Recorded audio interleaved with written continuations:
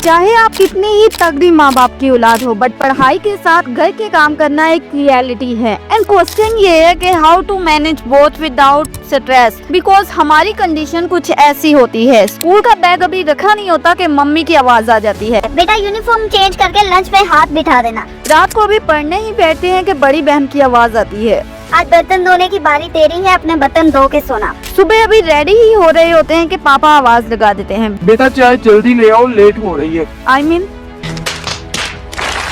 But tension note guys, क्योंकि मैं आपके साथ शेयर करने वाली हूँ ऐसे प्रैक्टिकल मेथड्स जो कि आपके डे को स्मार्टली ऑर्गेनाइज करेंगे। I mean, आप अपनी स्टडी के लिए फोकस टाइम निकाल पाओगे और घर के काम को भी इफेक्टिवली कंप्लीट कर पाओगे। सो प्रॉमिस करो कि वीडियो का कोई भी पार्ट मिस नहीं करना, बिकॉज हर पार्ट बहुत हेल्पफुल होने वाला है। तो चलो कमेंट करो कि I will handle both and let's begin my stars. अगर मैं पढ़ता रहूं फैमिली के साथ रहते हैं तो उनके काम मैनेज करना, सारी चीजें मैनेज करना, थोड़ा टाइम अपना इन्हीं सब चीजों में निकालेंगे। घर के काम के साथ साथ पढ़ाई कैसे करें?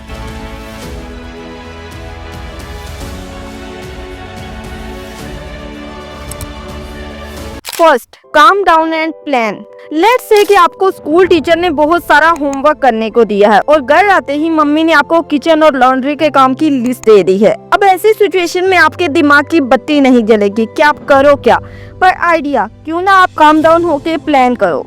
पर सिस्टर ये इतना इजी नहीं है, हमें दोनों को एक साथ मैनेज करना है।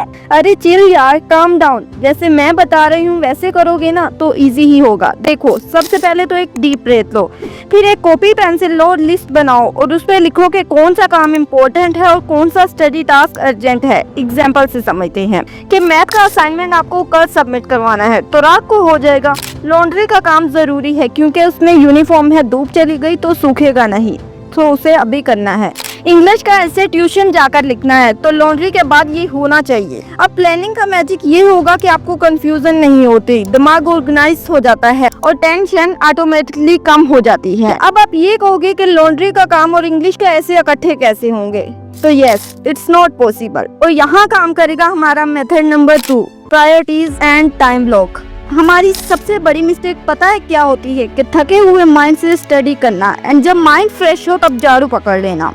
लिसन, पढ़ाई के लिए आपको चाहिए माइंड और काम के लिए बॉडी। एंड 24 आवर्स में से कुछ घंटे ऐसे होते हैं जिनमें आपका माइंड सबसे ज्यादा शार्प होता है और इन आवर्स में अपनी स्टडी पे फोकस करो। वैसे सिस्टर हमें पता कैसे चलेगा कि किन आवर्स में माइंड शार्प होता है? वही तो बताने वाली हूँ रे। सुबह उठने के बाद 2 से 3 घंटे, शाम 5 बजे के बाद और रात को सोने से पहले। रात को? अरे तब तो सबसे ज्यादा थके हुए होते हैं। जब रात के 3-3 बजे तक फ्रेंड्स के साथ चैटिंग नहीं करोगे और सेलिब्रिटीज की लाइफ की रील्स नहीं ना देखोगे तो ऑटोमेटिकली आपकी आवर्स पावरफुल होंगे। अब बात कर लेते हैं उन आवर्स की जिनमें आपको झाड़ू पोंछा करना है। देखो, स्कूल से वापसी पे वो टाइम होता है जब ऐसे लग रहा होता है कि बस बेड मिल जाए, राइट? तो उस टाइम आप पढ़ाई तो करने से रहे, लेकिन बर्तन धो सकते हो, मम्मी की हेल्प करा सकते हो। क्या सिस्टर सिर्फ स्कूल के बाद? मम्मी नहीं खुश होने वाली इतने में। पॉइंट। और इसके लिए बात कर लेते हैं मेथड नंबर 3 की, family argument. Parents don't just want you to hard work at home. They want to hard work on your dreams and on your studies. Just imagine कि आप 90 प्लस मार्क्स स्कोर करते हो तो सबसे ज्यादा खुशी आपको कहाँ दिखाई देगी? ऑब्वियसली फैमिली के फेसेस पर, है ना? क्यों? क्योंकि वो आपकी स्टडी को बहुत ज्यादा प्रायोरिटीज करते हैं। अब किसी फैमिली टाइम जैसे डिनर पे, रात को मूवी देखते हुए या गपशप करते हुए फैमिली से आर्ग्यूमेंट करो कि मम्मी मैंने स्केड्यूल बनाया है कि इस टाइम से लेकर इस टाइम तक मैं अपनी स्टडी को टाइम दूंगी और प्लीज इस टाइम पे मुझे कोई डिस्टर्ब ना करे, प्लीज प्लीज प्लीज। और हाँ, स्कूल से वापसी पर मैं आपका काम में हाथ बिठा दूंगी। एंड आपको पता है ना कि पढ़ाई करते टाइम तो मम्मीज बहुत ध्यान रखती हैं। और हाँ, जब मम्मीज की हेल्प कर रही हो ना तो मम्मी के साथ बहुत सारी गप्पे मारना और जोक्स मारना ताकि मम्मी खुश हो जाए, और मम्मी खुश तो सब खुश।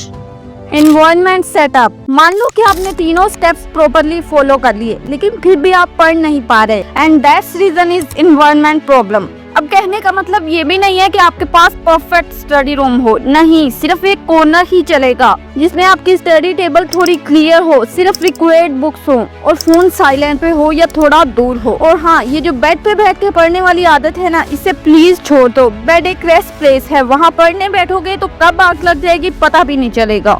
आपको पढ़ना है या तो स्टडी टेबल चेयर पे या फिर नीचे कुछ बिछा कर। इससे आपका माइंड अलर्ट रहता है कि मैं पढ़ने बैठी हूँ, मुझे पढ़ना है। सो ऑलवेज रिमेम्बर कि सक्सेस की शुरुआत कभी कभी सिर्फ एक स्टडी टेबल से भी होती है।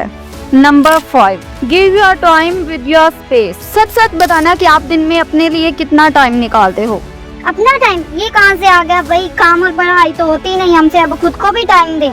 जब घर के काम करते करते, पढ़ाई करते करते लाइफ को गुजार दोगे ना, तो इसे मैनेज नहीं सरवाइव कहा जाएगा। और आपको लाइफ में सरवाइव नहीं करना है। मेरे लिए तो सबसे इम्पोर्टेंट है कि खुद को टाइम दो, खुद की केयर करो, हेल्दी खाना खाओ, प्रॉपर नींद लो। अगर आज बीमार हो, कुछ करने का मन नहीं कर रहा तो इट्स ओके, कुछ नहीं होता। खुद से बोलो कि आज का दिन सिर्फ सेल्फ लव के लिए। अब डिटेल में नहीं जाऊंगी क्योंकि ऑलरेडी एक कंप्लीट वीडियो बनाई है। इस पे स्क्रीन पे शो हो रही हो कि आप जल्दी से उस पर क्लिक करो और मैं आपसे वहीं पे मिलती हूँ। बाय, टेक केयर, अल्लाह हाफिज।